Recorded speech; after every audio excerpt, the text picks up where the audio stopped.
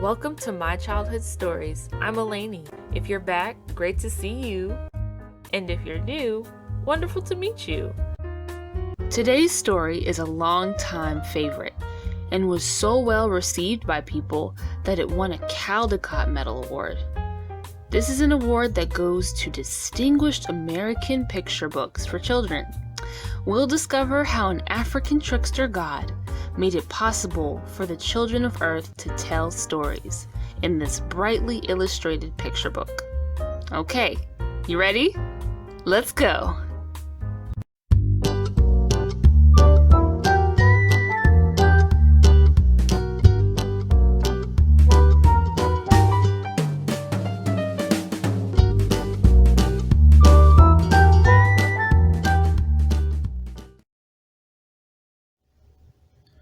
A story, a story.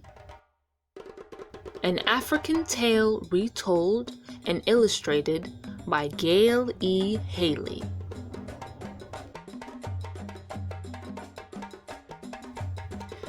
Many African stories, whether or not they are about Kwaku Anansi, the Spider-Man, are called spider stories. This book is about how that came to be. Spider stories tell how small, defenseless men or animals outwit others and succeed against great odds. These stories crossed the Atlantic Ocean in the cruel ships that took the Africans to the Americas. Their descendants still tell some of these stories today. Anansi has become Anansi in the Caribbean Isles, while he survives as Aunt Nancy in the southern United States. You will find many African words in this story. If you listen carefully, you can tell what they mean by their sounds. At times, words and phrases are repeated several times. Africans repeat words to make them stronger. For example, so small, so small, so small means very, very, very small. The African storyteller begins.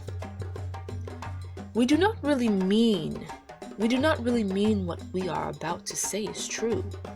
A story, let it come, let it go. Once, O small children round my knee, there were no stories on earth to hear. All the stories belonged to Nyame, the sky god. He kept them in a golden box next to his royal stool.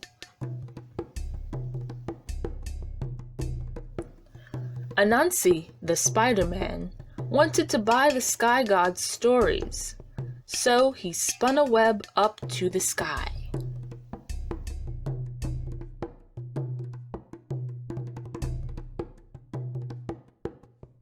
When the sky god heard what Anansi wanted, he laughed. Twit, twit, twit. The price of my stories is that you bring me Osebo, the leopard of the terrible teeth, Mboro, the hornet who stings like fire, and Mwatia, the fairy whom men never see. Anansi bowed and answered, I shall gladly pay the price. Twit, twit, twit, chuckled the sky god. How can a weak old man like you, so small, pay my price? But Anansi merely climbed down to earth to find the things that the sky god demanded.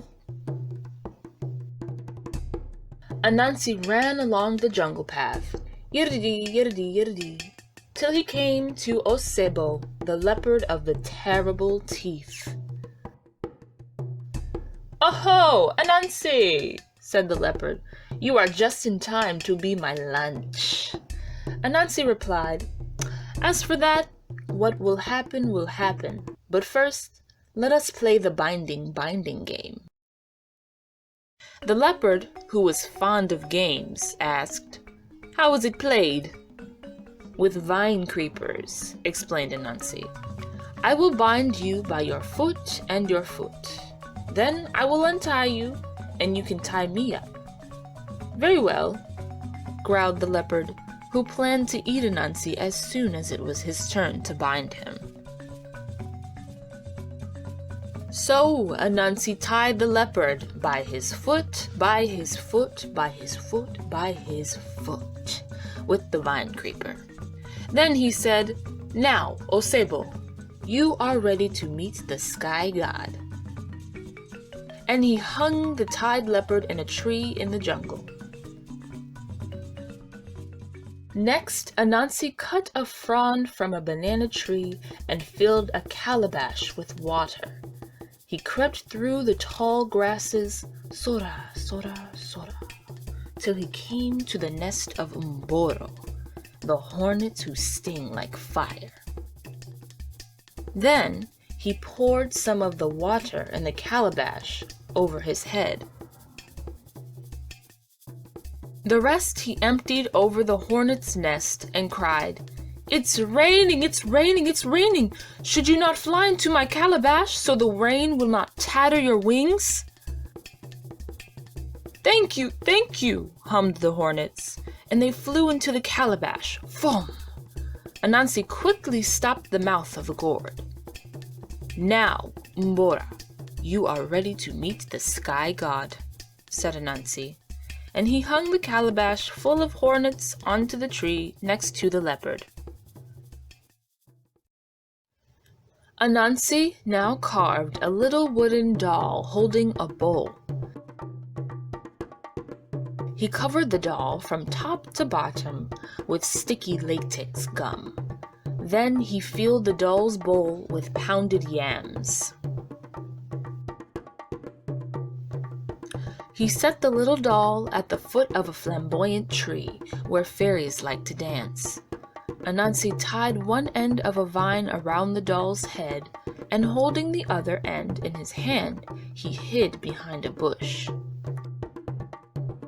In a little while, Mwatia, the fairy whom no man sees, came dancing, dancing, dancing to the foot of the flamboyant tree. There she saw the doll holding the bowl of yams. Mwatia said, "Gum baby, I am hungry. May I eat some of your yams?" Anansi pulled at the vine in his hiding place so that the doll seemed to nod its head. So the fairy took the bowl from the doll and ate all the yams. "Thank you, Gum baby," said the fairy, but the doll did not answer. "Don't you reply when I thank you?" cried the angered fairy. The doll did not stir. "Gum baby, I'll slap your crying place unless you answer me," shouted the fairy. But the wooden doll remained still and silent. So the fairy slapped her crying place. Paw! Her hand stuck fast to the Gum baby's sticky cheek. "Let go of my hand or I'll slap you again." She slapped the doll's crying place with her other hand.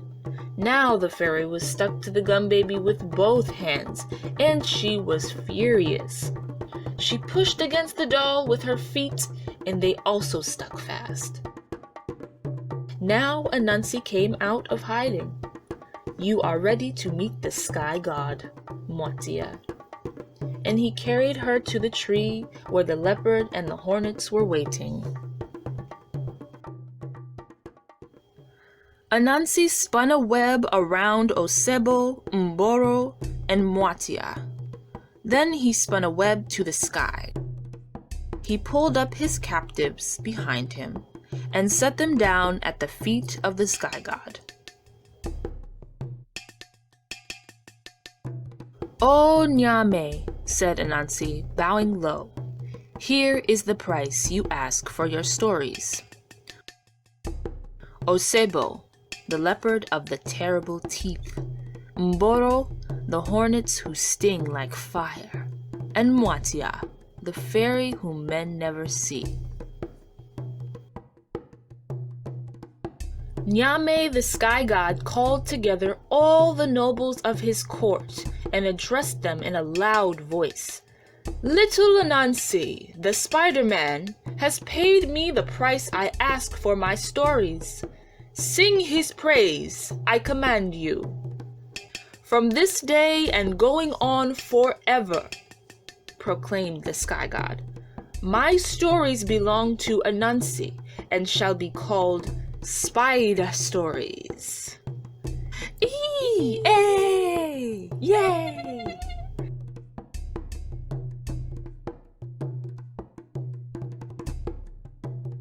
So Anansi took the golden box of stories back to Earth, to the people of his village. And when he opened the box, all the stories scattered to the corners of the world, including this one. This is my story which I have related. If it be sweet, or if it be not sweet, take some elsewhere, and let some come back to me. Ah, that really brings back memories. What about you? What did you think of the story? Let me know in the comments, or you can talk about it with a friend or a family member. And what about those pictures? Weren't they fantastic? Well, that's all for me. Thank you so much for reading with me today, and I can't wait to see you in the next one. And don't forget to subscribe so you can join the family and be here for the next book. Bye!